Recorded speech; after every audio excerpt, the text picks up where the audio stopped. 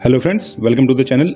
आज है 6 जनवरी 2024 और आज की वीडियो में हम लोग डिस्कस करेंगे 6 जनवरी 2024 से बनने वाले कुछ इंपॉर्टेंट करंट अफेयर्स के क्वेश्चंस को। तो चलिए शुरू करते हैं। शुरुआत करेंगे आज की कुछ इंपॉर्टेंट हेडलाइन के साथ। तो पहला अपडेट है, हाल ही में Bharat square kilometre array observatory यानी कि SKAO में शामिल हो गया है। नेक्स्ट है, हाल ही में तमिलनाडु के मुख्यमंत्री ने माथा कविथाई पुस्तक का विमोचन किया है। नेक्स्ट है, हाल ही में लखनऊ में आपदा से पूर्व चेतावनी के लिए राहत वाणी केंद्र का उद्घाटन किया गया है। नेक्स्ट है, हाल ही में असम सरकार ने गुणोत्सव 2024 कार्यक्रम लॉन्च किया है। नेक्स्ट है, हाल ही में दीव में देश के पहले मल्टी स्पोर्ट्स गेम 2024 का शुभारंभ हुआ है। नेक्स्ट है, हाल ही में 10वीं शताब्दी के कन्नड़ संस्कृत में लिखा कदम्ब काल का शिलालेख गोवा में मिला है। नेक्स्ट है, हाल ही में पश्चिम बंगाल ने शहद, चावल, टेंगल साड़ियों के लिए GI टैग हासिल किया है। नेक्स्ट है, हाल ही में उड़ीसा की चिल्का झील में वार्षिक पक्षी गणना शुरू हो गई है। नेक्स्ट है, हाल ही में डैब्रीगढ़ वन्यजीव अभ्यारण्य को स्वदेश दर्जन 2.0 से योजना में शामिल किया गया है। नेक्स्ट है, भारत पहली बार अपने उपग्रह GSAT-20 को लॉन्च करने के लिए SpaceX के रॉकेट का इस्तेमाल करेगा। तो ये थे कुछ आज के इंपॉर्टेंट हेडलाइंस। आगे की वीडियो में हम इनको एक एक करके डिटेल में डिस्कस करेंगे। आज का पहला अपडेट है, हाल ही में Bharat square kilometre array observatory SKO में शामिल हो गया है। तो इंपॉर्टेंट पॉइंट्स की बात करें तो जनवरी 2024 में भारत आधिकारिक रूप से स्क्वायर किलोमीटर एरे ऑब्जर्वेटरी में शामिल हो गया है। स्क्वायर किलोमीटर एरे ऑब्जर्वेटरी यह हजारों एंटीना का एक ग्रुप है और यह विश्व का सबसे बड़ा रेडियो टेलीस्कोप ऑब्जर्वेटरी है और यह अफ्रीका और ऑस्ट्रेलिया में स्थित है। इसका मुख्यालय है ब्रिटेन में और यह खगोलविदों को अत्यधिक दूरी तक खगोलीय घटनाओं की जाँच करने में सक्षम बनाएगा। और हमारा पुणे स्थित national centre for radio astrophysics को इसके माध्यम से तकनीकी सहायता प्राप्त होगी। आज का नेक्स्ट अपडेट है, हाल ही में तमिलनाडु के मुख्यमंत्री MK स्टालिन ने मागा कविथाई पुस्तक का विमोचन किया है। इंपॉर्टेंट पॉइंट्स की बात करें तो हाल ही में तमिलनाडु के मुख्यमंत्री MK स्टालिन ने मागा कविथाई पुस्तक का विमोचन किया है और इस पुस्तक के कवि बैरामुथु हैं और मागा कविथाई का अर्थ है महान कविता। इस पुस्तक में ब्रह्मांड की उत्पत्ति, पृथ्वी, पंचतत्वों के कार्य, जलवायु परिवर्तन और इसके प्रभाव सहित विषयों पर एक विस्तृत जानकारी दी गई है। और यह पुस्तक लगातार बढ़ते वैश्विक तापमान, बिगड़ते पर्यावरण के कारण मनुष्यों के सामने आने वाले खतरों को रोकने के लिए तत्काल आवश्यकता पर भी जोर देती है। आज का नेक्स्ट अपडेट है, हाल ही में लखनऊ में आपदा की पूर्व चेतावनी के लिए राहत वाणी केंद्र का उद्घाटन किया गया है। इंपॉर्टेंट पॉइंट्स की बात करें तो उत्तर प्रदेश राज्य के मुख्य सचिव दुर्गा शंकर मिश्रा ने प्रारंभिक आपदा चेतावनी के लिए वेधशाला राहत वाणी केंद्र का उद्घाटन किया है। इसका उद्देश्य आपदा की पूर्व चेतावनी, पूर्वानुमान प्रदान करना और समय पर राहत वितरण सुनिश्चित करना और पीड़ितों को मुआवजे का सीधा लाभ हस्तांतरण सुनिश्चित करना, ये इसका उद्देश्य है। और इसे लखनऊ के लालबाग इलाके में स्थापित किया गया है और जहाँ पर 6 कर्मियों की एक टीम काम कर रही है। आज का नेक्स्ट अपडेट है, हाल ही में असम सरकार ने गुणोत्सव 2024 कार्यक्रम लॉन्च किया है। इंपॉर्टेंट पॉइंट्स की बात करें तो असम सरकार ने 35 जिलों के 43,498 सरकारी स्कूलों में पढ़ने वाले 40 लाख छात्रों के प्रदर्शन का आकलन करने के लिए एक कार्यक्रम गुणोत्सव 2024 शुरू किया है। और गुणोत्सव असम सरकार द्वारा राज्य के सभी प्राथमिक और माध्यमिक विद्यालयों को कवर करने की एक पहल है। इस कार्यक्रम का उद्देश्य जवाबदेही बढ़ाना और शिक्षा की गुणवत्ता में सुधार करना है, जिसमें टीचर, छात्र, प्रशासक और स्थानीय समुदाय शामिल हैं।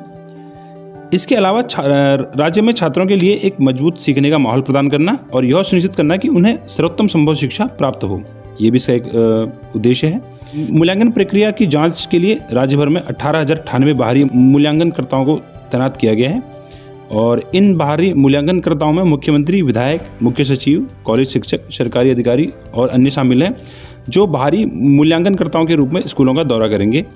और इसके अलावा गुणोत्सव 2024 में प्रत्येक छात्र के सीखने के अंतराल को पहचान करने और ग्रेड विशिष्ट परिणामों के साथ गुणवत्तापूर्ण शिक्षा सुनिश्चित करने में मदद मिलेगी इससे। और गुणोत्सव एक पहल है जो कि 2017 में शुरू हुई थी और वर्तमान में यह अपने 5वें दौर में है, यानी इस बार इसका 5वां संस्करण लॉन्च किया गया है। असम राज्य की बात करें तो राजधानी दिसपुर है, राज्यपाल गुलाब चंद कटारिया हैं और मुख्यमंत्री हिमंता बिस्वा शर्मा हैं। और यह अपने सीमा उत्तर में भूटान, अरुणाचल प्रदेश और पूर्व में नागालैंड, अरुणाचल प्रदेश, मणिपुर और दक्षिण में मेघालय, त्रिपुरा, मिजोरम और बांग्लादेश और पश्चिम में वेस्ट बंगाल से अपनी सीमा साझा करता है। आज का नेक्स्ट अपडेट है, हाल ही में दीव में देश के पहले मल्टी स्पोर्ट्स गेम 2024 का शुभारंभ हुआ है। इंपॉर्टेंट पॉइंट्स की बात करें तो देश के प्रथम दीव बीच गेम्स 2024 का शुभारंभ 4 जनवरी 2024 को दीव के घोघला समुद्र तट पर हुआ। और इसके अलावा अगर बीच गेम्स की बात करें तो बीच गेम 2024 का आयोजन 4 से 11 जनवरी 2024 तक किया जाएगा और इस बीच गेम्स में कुल 8 खेलों का आयोजन किया जा रहा है। बीच गेम 2024 का समापन समारोह INS खुखरी स्मारक में आयोजित किया जाएगा।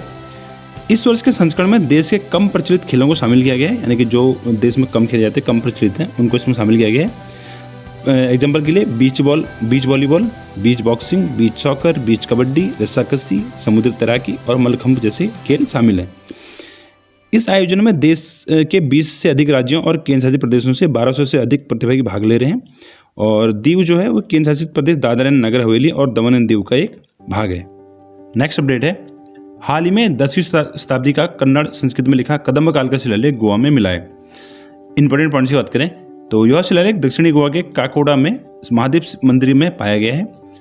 कन्नड़ और संस्कृत दोनों में लिखा है शिलालेख कदम्ब काल के दौरान एक ऐतिहासिक प्रकरण पर प्रकाश डालता है, यानी इसमें जो भी लिखा हुआ है यह कदम्ब काल के एक ऐतिहासिक प्रकरण का इसमें ब्यौरा दिया गया है, उस ऐतिहासिक प्रकरण के बारे में लिखा गया है। और उडुपी जिले के मुल्की सुंदर राम सेट्टी कॉलेज में प्राचीन इतिहास और पुरातत्व पर विशेषज्ञता वाले सेवानिवृत्त एसोसिएट प्रोफेसर टी मुरुगेसी ने शिलालेख का सावधानीपूर्वक अध्ययन किया। और कदम राज्य की बात करें तो कदम वंश के राज्य की स्थापना 14वीं सदी यानी कि लगभग 345 ईस्वी में हुई थी और इस राज्य की राजधानी बैजयंती अथवा बनवासी थी। नेक्स्ट अपडेट है, हाल ही में पश्चिम बंगाल ने शहद, चावल और टेंगेल साड़ियों के लिए GI टैग हासिल किया है। इंपॉर्टेंट पॉइंट्स की बात करें तो पश्चिम बंगाल ने राष्ट्रीय GI ड्राइव मिशन में विभिन्न उत्पादों के लिए भौगोलिक संकेत यानी कि GI टैग हासिल किए हैं। इनमें सुंदरबन शहद है, जलपाईगुड़ी जिले का काला नूनिया चावल है और टंगाई, गोराद और कोड़ियाल साड़ियाँ शामिल हैं। सुंदरबन शहद मौलिक समुदाय द्वारा सुंदरबन जंगल से एकत्र किया जाता है और पश्चिम बंगाल वन विकास निगम लिमिटेड शहद को एकत्र और संसाधित करता है और इसे मॉबन ब्रांड नाम से बेचता है। काला नूनिया चावल बहुत लोकप्रिय है। इस देसी किस्म का चावल की खेती जलपाईगुड़ी जिले में की जाती है। कोड़ियाल साड़ी का उत्पादन केवल मुर्शिदाबाद जिले के मिर्जापुर में होता है और टंगाई और गोरात साड़ी भी इस क्षेत्र में बहुत प्रसिद्ध हैं। इसके अलावा अगर GI टैग की बात करें तो GI टैग किसी विशिष्ट भौगोलिक क्षेत्र में पैदा होने वाले उत्पाद को दी जाने वाली एक पहचान है। उसको पहचानने के लिए GI टैग दिया जाता है। जैसे कि फॉर एग्जांपल बात करें जैसे कि दार्जिलिंग टी है, तो दार्जिलिंग टी को हम कैसे पहचानेंगे कि दार्जिलिंग टी है, तो उसके लिए उसकी कुछ पहचान होनी चाहिए। तो जो GI टैग है ये अगर जिस प्रोडक्ट को मिलता है तो उस प्रोडक्ट की पहचान है कि ये इस भौगोलिक क्षेत्र का उत्पाद है, तो उसको इंटरनेशनल पहचान दिलाने के लिए GI टैग दिया जाता है। आज का नेक्स्ट अपडेट है, हाल ही में उड़ीसा के चिल्का झील में वार्षिक पक्षी गणना शुरू हो गई है। इंपॉर्टेंट पॉइंट्स की बात करें तो उड़ीसा की चिल्का झील जहां प्रतिवर्ष अनेकों प्रवासी पक्षी आते हैं, इन पक्षियों की वार्षिक गणना की जा रही है। इसमें Bombay natural history society BNHS और world wild life fund WWF और wild life trust of India यानी कि WTI जैसे संगठनों के 100 से अधिक पक्षी विज्ञानियों, कार्यकर्ताओं और शोधकर्ताओं ने झील में प्रवासी पक्षियों की गणना में भाग लिया है।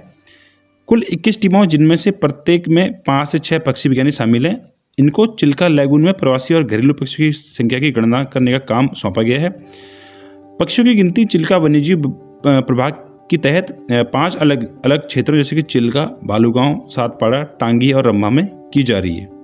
चिल्का झील की बात करें तो चिल्का झील एशिया की सबसे बड़ा और विश्व की दूसरी सबसे बड़ी लैगून झील है। तो लैगून झील क्या होती है, जैसे कुछ पानी जो है, समुद्र जो पानी है वो अंदर आ जाता है लेकिन बाहर नहीं जा पाता, तो वहाँ पे एक झील टाइप अगर जो बन जाती है तो उसको लैगून झील कहते हैं। वर्ष 1981 में चिल्का झील को रामसर कन्वेंशन के तहत अंतर्राष्ट्रीय महत्व का पहला भारतीय आर्द्रभूमि रामसर साइट के रूप में भी चुना गया था। झील के अंदर स्थित नालाबन द्वीप पर एक पक्षी अभयारण्य स्थित है जिसे वन्यजीव संरक्षण अधिनियम 1972 के तहत संरक्षण प्राप्त है। यहाँ हर साल उत्तरी यूरेशिया, साइबेरिया, कैस्पियन क्षेत्र, कजाकिस्तान, बैकाल झील और रूस के दूर दराज के इलाकों और अन्य पड़ोसी देशों से प्रतिवर्ष प्रवासी पक्षी इस झील पर आते हैं और गर्मी की शुरुआत से पहले वापस अपने देश लौट जाते हैं, यानी कि प्रवासी पक्षियों के लिए, माइग्रेंट्स बर्ड्स के लिए काफ़ी फेमस है। विश्व की सबसे बड़ी जो खारे पानी की झील है वो कैस्पियन सागर है, जो कि एशिया और यूरोप में शामिल है और जो कि अपने जो सेंट्रल एशिया वाला जो रीजन है यहाँ पर स्थित है कैस्पियन सागर। और जम्मू कश्मीर की वुलर झील भारत की सबसे बड़ी मीठे पानी की झील है। आज का नेक्स्ट अपडेट है, हाल ही में डैब्रीगढ़ वन्य अभ्यारण्य को स्वदेश दर्शन 2.0 योजना में शामिल किया गया है। इंपॉर्टेंट पॉइंट्स की बात करें तो पर्यटन मंत्रालय ने डैब्रीगढ़ वन्यजीव अभ्यारण्य को स्वदेश दर्शन 2.0 योजना में शामिल किया है। डैब्रीगढ़ वन्यजीव अभयारण्य उड़ीसा जिले के बारगढ़ जिले में हीराकुंड बांध यानी कि महानदी के पास स्थित है। स्वदेश दर्शन कार्यक्रम भारत सरकार के पर्यटन मंत्रालय द्वारा 2015 में शुरू किया गया था और जो कि 100% केंद्र पोषित योजना है, यानी कि 100% इसमें पैसा जो है वो केंद्र सरकार देती है। इस योजना का उद्देश्य भारत में पर्यटन की क्षमता को बढ़ावा देना, विकसित करना और उसका दोहन करना है। आज का नेक्स्ट अपडेट है, भारत पहली बार अपने उपग्रह GSAT-20 को लॉन्च करने के लिए स्पेस एक्स के रॉकेट को इस्तेमाल करेगा। अब ये न्यूज़ सुनते ही माइंड में क्वेश्चन आया होगा, यार हमारे पास इतने सारे रॉकेट हैं, जैसे GSLV है, PSLV है, LVM-3 है, इतने हैवी रॉकेट हमारे पास हैं और दुनिया के सैटेलाइट हम लोग लॉन्च करते हैं, तो हम अपनी सैटेलाइट को स्पेस एक्स के रॉकेट से क्यों लॉन्च कर रहे हैं? तो जानते हैं इस वीडियो में आगे डिटेल में। तो इंपॉर्टेंट पॉइंट्स की बात करें तो भारतीय अंतरिक्ष अनुसंधान संगठन यानी कि इसरो द्वारा नई पीढ़ी के संचार उपग्रह का प्रक्षेपण किया जा रहा है और इस उपग्रह का नाम GSAT-20 या GSAT-N2 है। GSAT-20 का प्रक्षेपण पहली बार स्पेस एक्स के रॉकेट से किया जाएगा और इसका प्रक्षेपण स्पेस एक्स के फाल्कन 9 रॉकेट से किया जाएगा। इसके लिए न्यू स्पेस इंडिया लिमिटेड यानी कि NSIL ने स्पेस एक्स के साथ करार किया है। New space India limited ISRO की एक वाणिज्यिक शाखा है।